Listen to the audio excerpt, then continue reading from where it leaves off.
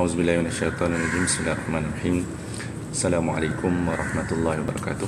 Alhamdulillah, lagi tak lama lagi kita akan berpuasa untuk hari yang ke-12.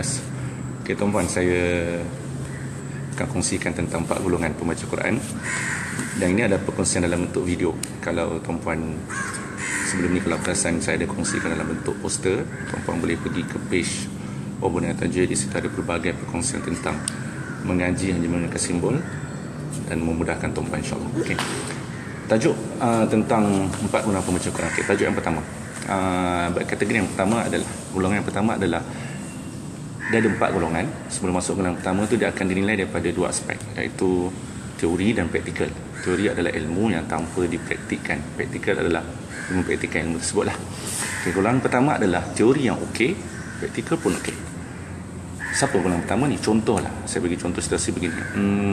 Tuan-puan pernah, contoh malam ni tuan-puan akan memilih imam tarawih di masjid yang besar ataupun surau.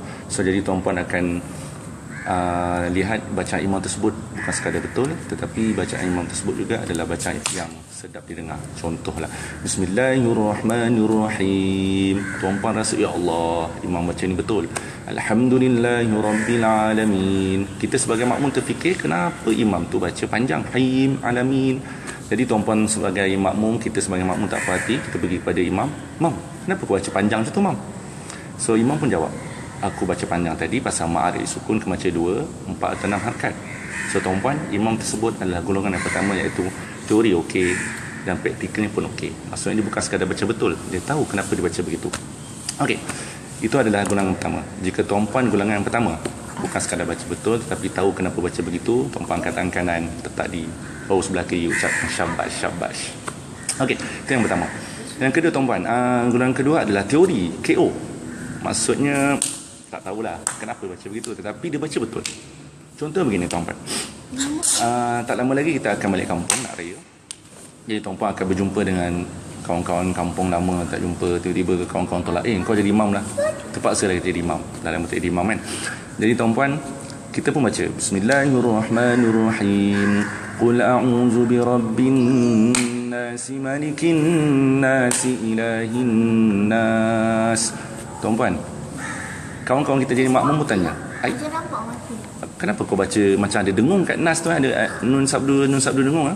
Kita taklah tahu sangat baca Quran, tapi kita jawab, entahlah, aku pun tak tahu kenapa. Yang penting aku baca ikut imam yang aku belajar macam tu. So tuan-puan, itu golongan yang kedua, iaitu baca okey walaupun tak tahu kenapa baca begitu. Okay, golongan ketiga adalah tuan-puan adalah golongan yang teori okey, praktikal KO pula, terbalik. Yang golongan ketiga ni tuan-puan banyak berlaku pada anak-anak kita, anak-anak sekolah rendah biasanya. Iaitu apabila kita tanya anak-anak kita, hari ni baca Quran dah sampai mana? Muka surat 1 juga. Minggu depan tanya muka surat 1 juga. Sebulan lagi muka surat 1 juga. Kenapa ustaz tak alih-alih surah? Kita rasa geram dengan ustaz kenapa tak alih surah anak kita. Tapi bila kita semak anak kita, rupanya dia baca memang salah, tetapi dia tahu kenapa dia baca salah tu, walhal dia bagi jawapan yang betul. Contoh, Bismillahirrahmanirrahim. Surah Al-Fatihah jugalah ataupun surah lain. Ara'aital ladzi yukazzibu biddin. Okey, itu sepatutnya panjang, tetapi anak kita akan baca Bismillahirrahmanirrahim. Ara'aital ladzi yukazzibu biddin, dzalikal ladzi yad'ul yatim. Tuan-puan, kita sebagai mak ayah tanya anak kita, kenapa baca begitu? Oh, baca begitu ma'arif sukun kena baca 2 4 6. Tapi tuan-tuan perasan, anak kita baca tak panjang 2 4 6, betul? So itu adalah kategori ketiga, teori KO. Teori okey, praktikal KO, iaitu mereka hanya tahu teori tapi tak mengamalkannya. Golongan keempat, auzubillahi minaz zalik, tuan-puan, iaitu mereka yang bukan sekadar teori KO, malah praktikal juga adalah KO. Tunjuk Al-Quran mereka tak tahu baca, malah kalau tanya hukum lagilah mereka tak tahu nak jawab. Okay, tuan-puan, semoga bermanfaat. Tuan-puan boleh like dan sharekan perkongsian kami ini di Mudah Tajwid. Banyak poster-poster yang seterusnya kami akan kongsikan, insyaAllah.